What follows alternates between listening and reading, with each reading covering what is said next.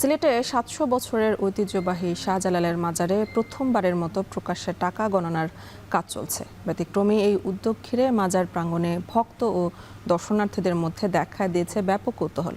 এ বিষয়ে আরও জানাতে সিলেটের শাহজালাল মাজার থেকে সরাসরি যুক্ত আছেন সহকর্মী সন্দীপন শুভ। দুপুর থেকে গণনা চলছে, তো এখন কি অবস্থা আমাদের বিস্তারিত জানাবেন।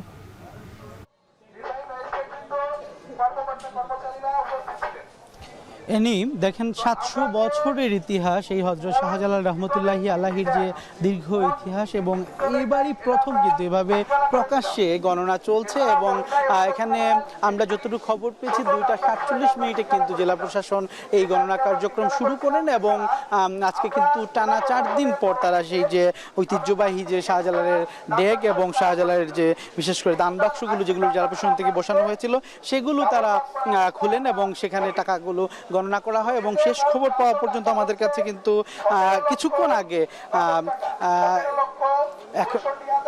একটু আগে আমরা খবর পেলাম 17,59,000 টাকা কিন্তু এই 3 থেকে 3.5 দিনের মধ্যেই কিন্তু পাওয়া গেছে। অর্থাৎ 4 দিনের কম সময়ে 17,59,000 টাকা কিন্তু এই মাজার থেকে পাওয়া দান বাক্স থেকে পাওয়া গেছে। এবং এর পাশাপাশি যদি বলি অনেক স্বর্ণালঙ্কারও পাওয়া গেছে, কিন্তু সেগুলোর ঘোষণা এই মুহূর্তে হচ্ছে। এবং আমরা দেখেছি যে চারিদিকে প্রচুর ভক্তরা রয়েছেন, আশেকানরা রয়েছেন, তারা আসলে এই যে উদ্যোগটিকে সেটিকে কিন্তু সাধুবাদ জানিয়েছেন। তারা বলছেন যে এই যে হিসাব রাখার প্রক্রিয়া, স্বচ্ছতার প্রক্রিয়া, সেটি যেন সবসময় চালু থাকে, এমনটি কিন্তু তারা জানিয়েছেন। এবং এর আগে কিন্তু আপনি জানেন এইসব বিষয়ে বিভিন্ন নানা ধরনের আলোচনা সমালোচনা হয়েছে গত এক সপ্তাহ জুড়ে কিন্তু।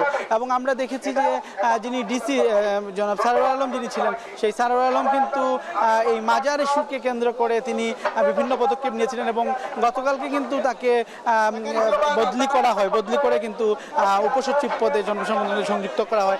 এর আগে কিন্তু তিনি বিভিন্ন ধরনের কার্যক্রম আমরা দেখেছি। এবং এই মুহূর্তে আমরা দেখছি যে আসলে ঘোষণা প্রক্রিয়াটি কিন্তু চলমান রয়েছে। এবং এখানে শত শত হাজারো ভক্তরা কিন্তু উৎসুক হয়ে আছেন, তারা স্বচ্ছভাবে এই যে কি দান বাক্সের প্রক্রিয়াটি এবং টাকা গণনার প্রক্রিয়াটি তারা দেখার জন্য। এবং এই যে টাকাটি যেগুলো ভক্তরা দান করেন সেগুলো আসলে কিভাবে ভক্তরা আসলে তারা বলছেন যে এগুলো যেন স্বচ্ছভাবে এগুলো বিতরণ করা হয় এবং যেন মাজারের নির্মাণ কাজে, মাজারের উন্নয়ন কর্মকাণ্ডে যেন এই টাকাটি ব্যয় করা হয়, এমনটি কিন্তু এখানে দাবি উঠেছে। এবং কর্তৃপক্ষ বিশেষ করে যারা জেলা প্রশাসনে রয়েছেন তারা বলছেন যে আসলে এই যে বিষয়টি এটি কিন্তু ৭০০ বছরের মধ্যে এবারই প্রথম। তো সবাই এটিকে সাধুবাদ জানিয়েছেন। এ নিয়েই ছিল আমার কাছে সিলেটের হযরত শাহজালাল রহমতুল্লাহি আলাইহির মাজার থেকে সর্বশেষ খবর।